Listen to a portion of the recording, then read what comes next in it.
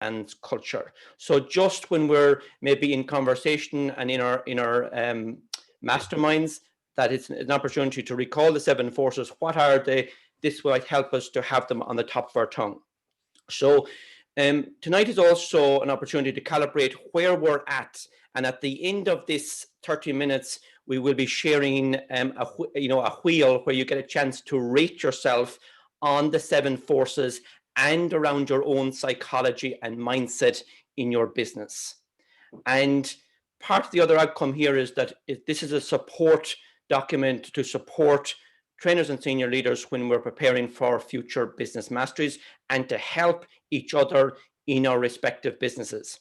Just kind of a heads up on going forward, part of the plan from the cafe is that we will go deep into one of these forces every month. So tonight we're just doing the overview, and then each month we go specific within each force and have a mini workshop. So next slide, Louise, please. So one of the areas that Tony spends a lot of time on is the psychology of the business owner and the mindset of the business owner.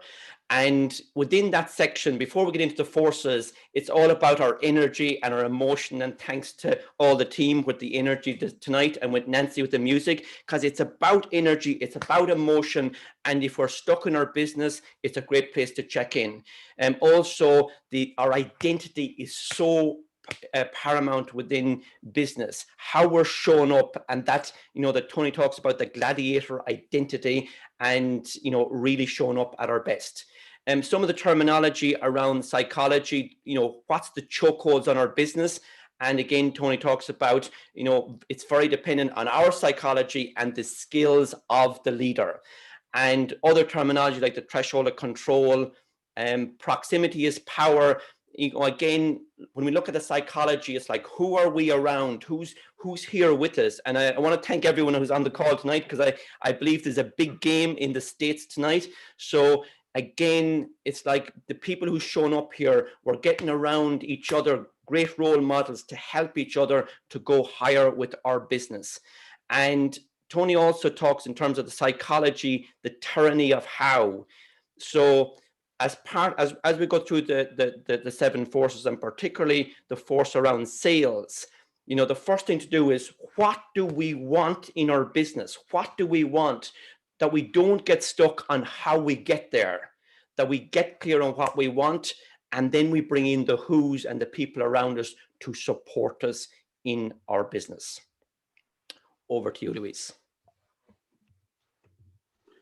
All right, so just getting started with force 1, as James said, is an overview. Force 1 is the design of a business map. So you are aware where you are currently and where you want to go next. And this force is organized around 5 simple critical questions, as we say. 3 of them are actually quite simple. Most people have no trouble answering them. And the other 2 are a bit more complex. So just to give an overview, first question that we ask, what business are you really in? And the best way to answer that is not always by describing what to do or the industry you are in, but actually the benefits you create for the customer. So instead of saying I am in the education business, I say I create breakthroughs so my clients grow profits exponentially, so benefits. Second question, also easy. Who are you? And by now you know that you're either an artist, a manager, or an entrepreneur. That's easy. The trick is to get all 3 perspectives in the same business, into your business, because science shows that novel ideas, they emerge from the contrast of perspectives, not the agreement. It's like 3 artists in the same business will not do as well if you had one of each. In the link there, where good ideas come from, I added a short link that you can watch a video later to understand a bit more about how the contrast generates value. So value there for you. Third question is, why are you in business? Also pretty simple. And it's the business is always better served if you're motivated by higher level needs like growth, contribution, and connection, right?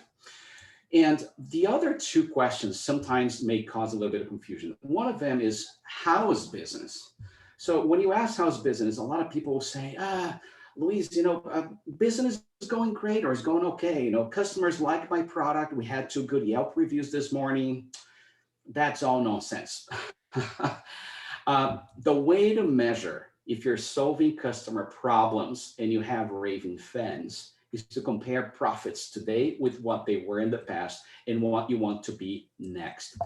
Just as an illustration, this is a chiropractic office I've been consulting for. So back in 2014, they had $70,000 in profits. In 2020, we closed with $620,000 in profits. And the way we're working, we're projected to close 2022 with $900,000 in operating profit. So the picture speaks for 1,000 words.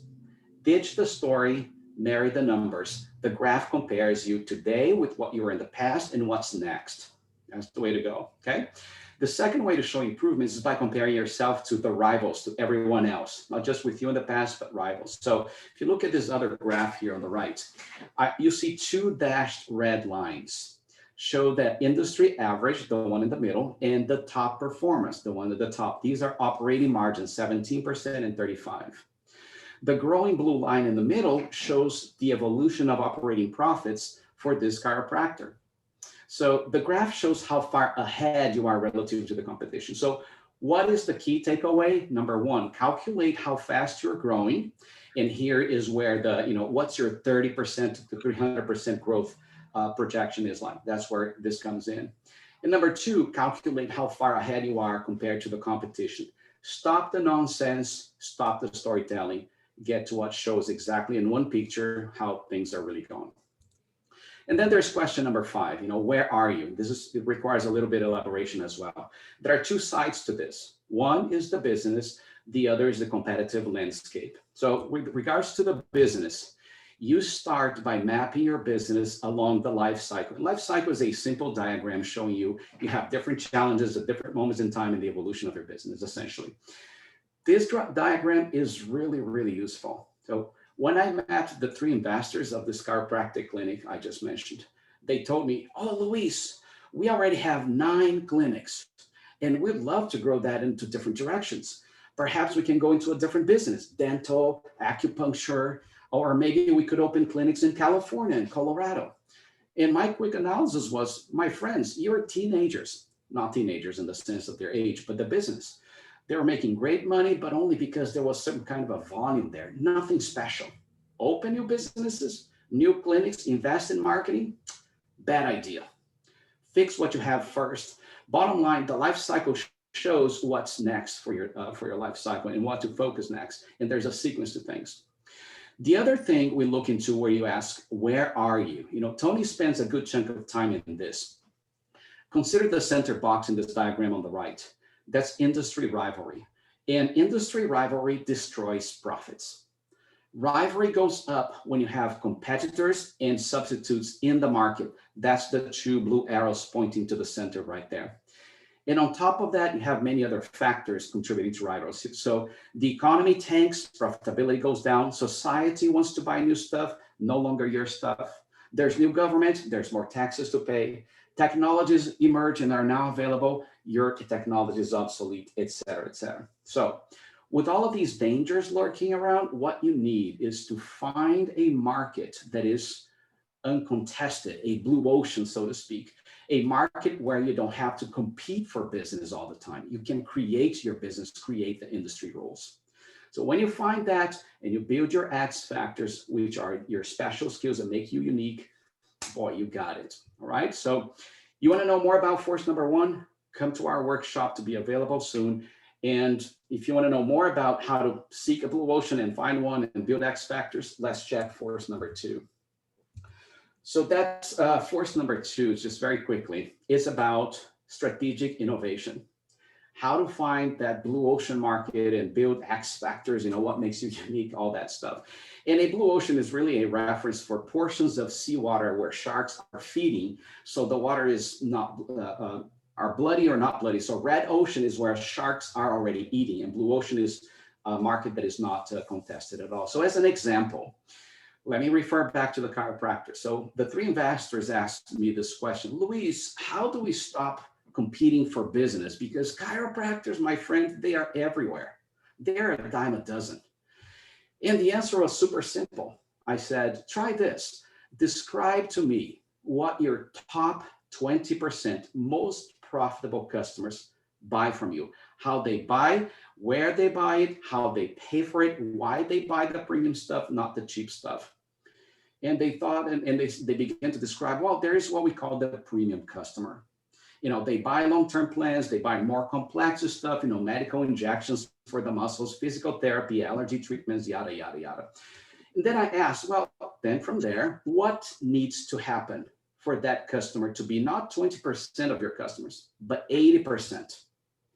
How would you design your business? What core competencies would you need? What must be special about your skills to make sure you are addressing that market? That's the profitable one. And at first they laughed. I said, oh, come on, Luis, come on. It's easier to say stuff like this, but how do you get it done? Long story short, we spent the whole day there, and we at the end of the day came out with a very short list. Sharpen leadership skills of the clinic directors, place key people watching certain statistics that must grow, train office managers to sell the premium stuff, so on and so forth. These people are now in a blue ocean. 90% of their premium customers are exclusive. And because with this business, they do not compete with chiropractors. It's a very blue ocean market.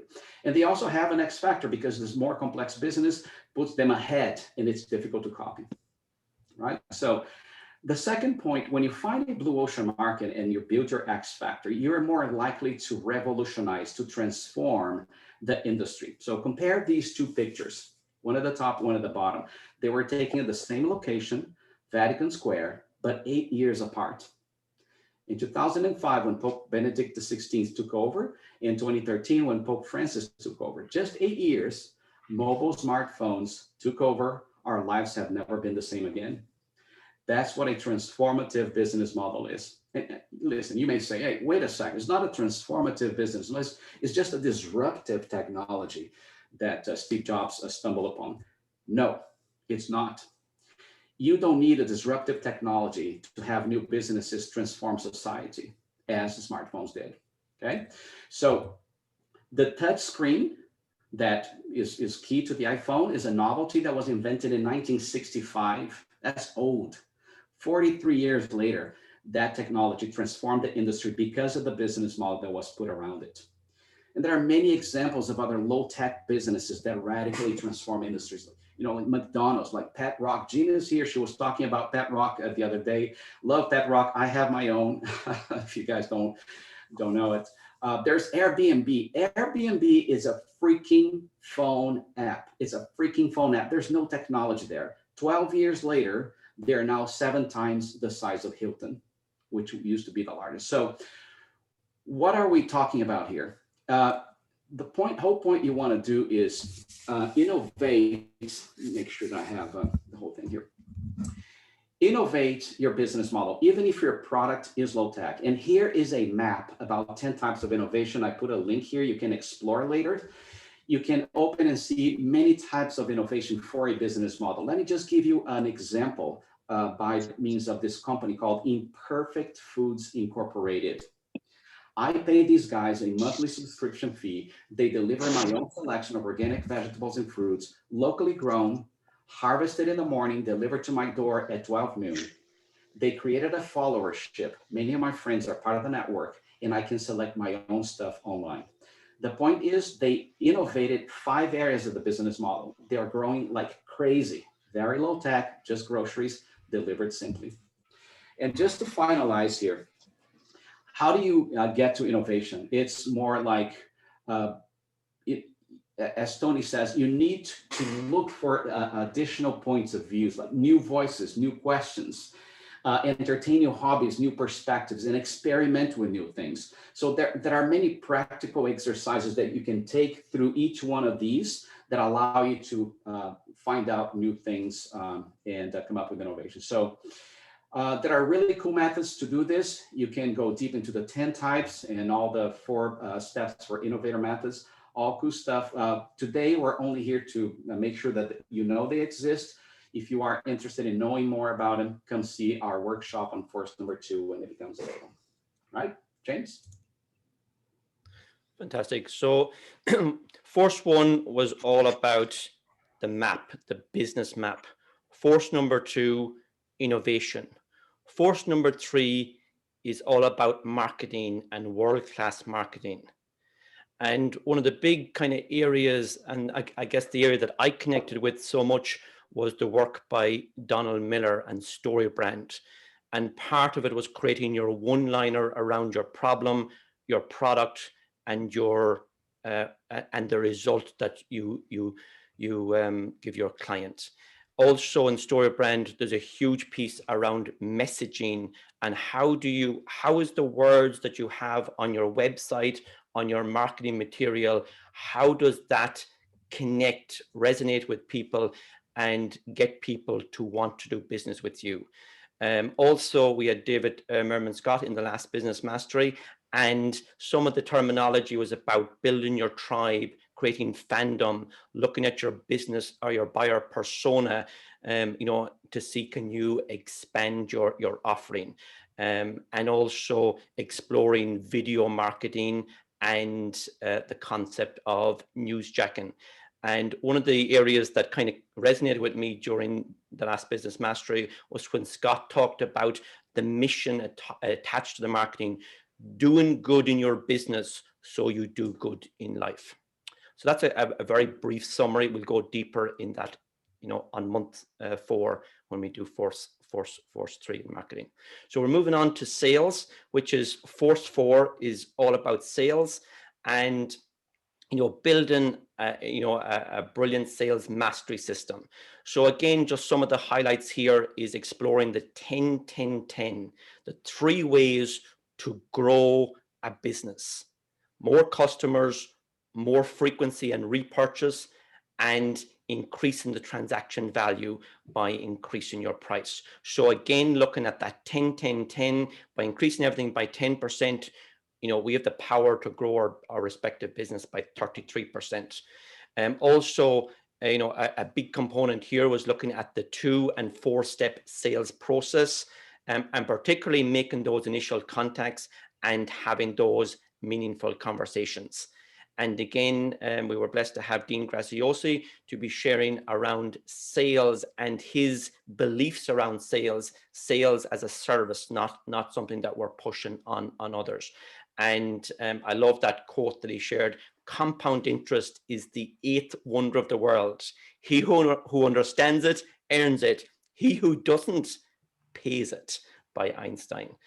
So that's just a brief summary of what's within the force 4 on sales. So we're moving on then to force 5, which is all about finance and legal.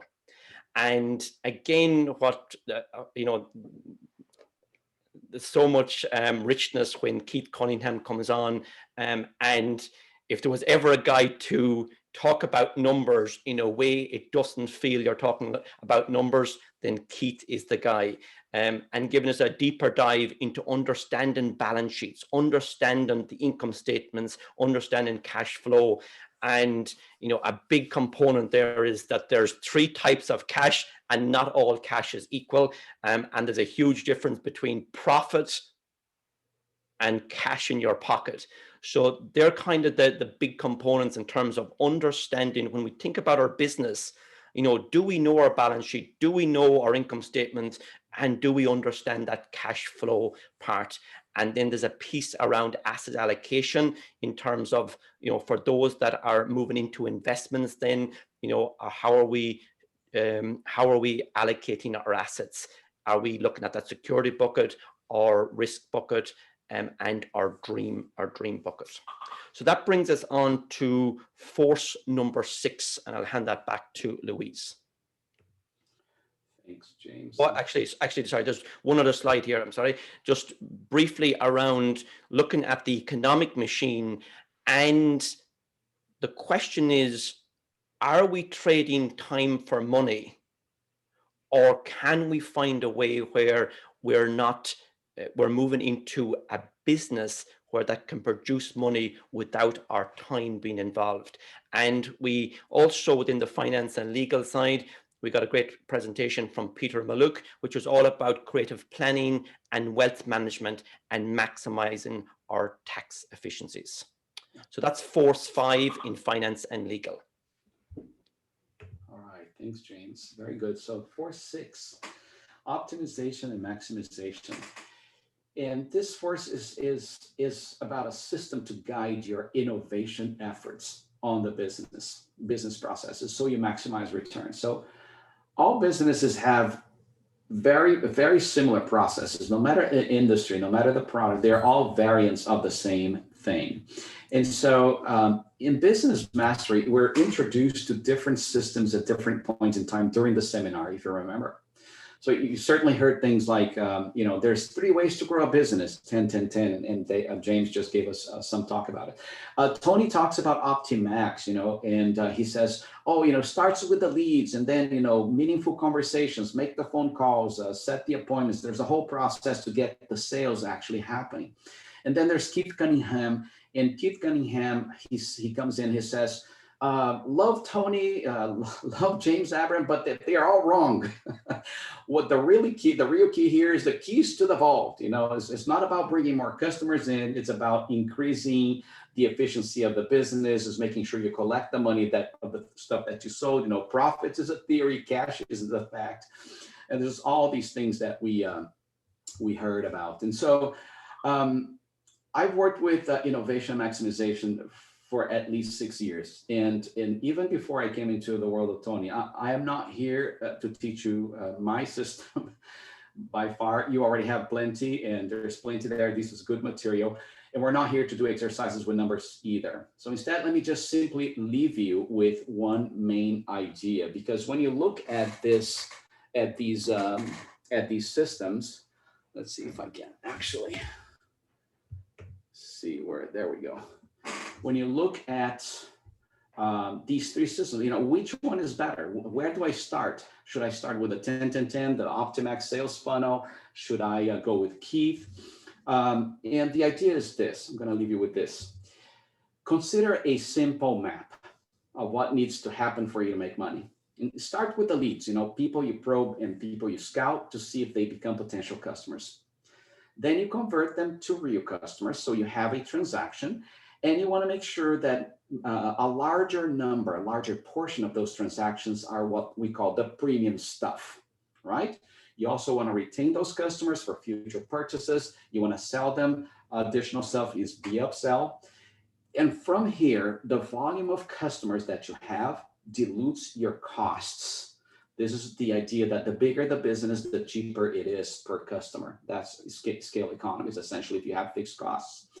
And the sale of your stuff generates profits. And profits, a theory, it's not cash, but you need to go there and transform the profit into cash. That's Keith Cunningham's stuff. And all that generates your operating profit. That's a simple map. It works for every business. Everything is just a summary of what we see with Optimax, 10, 10, 10, and Keith's. Okay, so now the key idea is here. Each one of these passages creates an opportunity to improve. Every one of the passages has a conversion ratio, and you have a conversion ratio at each stage. So take the first leg, for example. How many customers can you make out of 100 leads?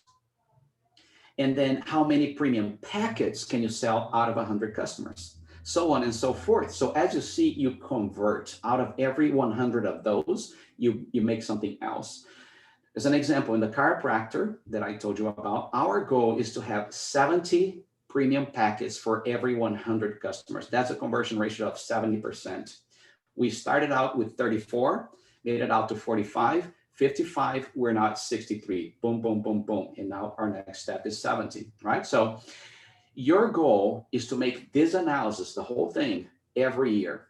Build a map like this, put it on your wall, and keep track of it the way I'm showing you here. It's very simple.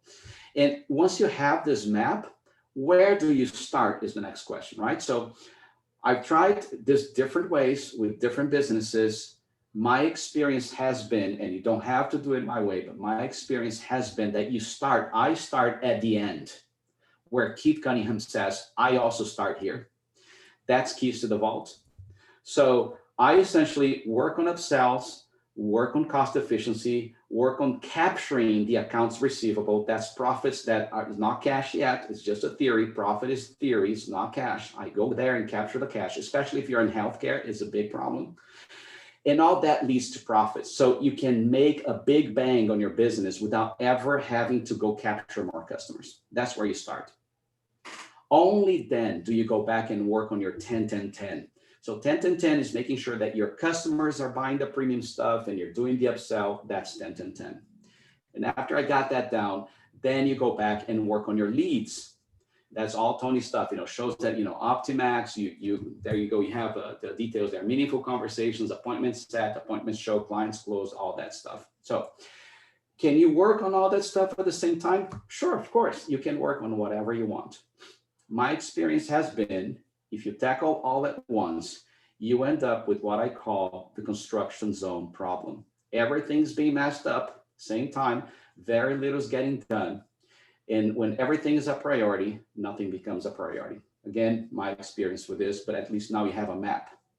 So the takeaway is this: one way to improve your numbers is to work on keys to the vault, then the 10-10-10, and then the Optimax. Why this order? My hallucination is first you fix the net, and then you go catch more fish. If your net is full of holes, investing money to go capture more customers, more fish, will not be as effective. So if you want to find out more about how to improve your numbers and use these systems, come join our workshop for force number 6. All right. So next is raving fans. So we have, we're on to the last force. And if we remember MIMS for the 7 steps, M is map, I is innovation, M is marketing, O, S is sales, F is F is the finance and legal, O is optimization and maximization, and R is Raven fan culture. And we were treated to an amazing talk by Jamie Kern Lima around IT cosmetics. And again, it's her story was so compelling. It was all about, her authentic connection, her doing whatever it takes, where you could feel her heart and soul, in her product, and she wanted that for all her clients.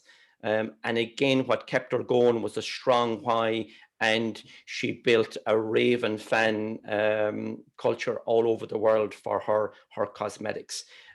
So the one thing that I loved about her story was one of the key people who said no to her in her toughest days eventually became her mentor, and I believe they took that they hired that individual onto their board, and it was a great story about the struggle and the success. And as we kind of work on our own businesses, the main thing is we keep in mind always our people, our fans, the people that we are serving, our customers, the people who buy our products and services, what we can do for them, and how can we create wows for them.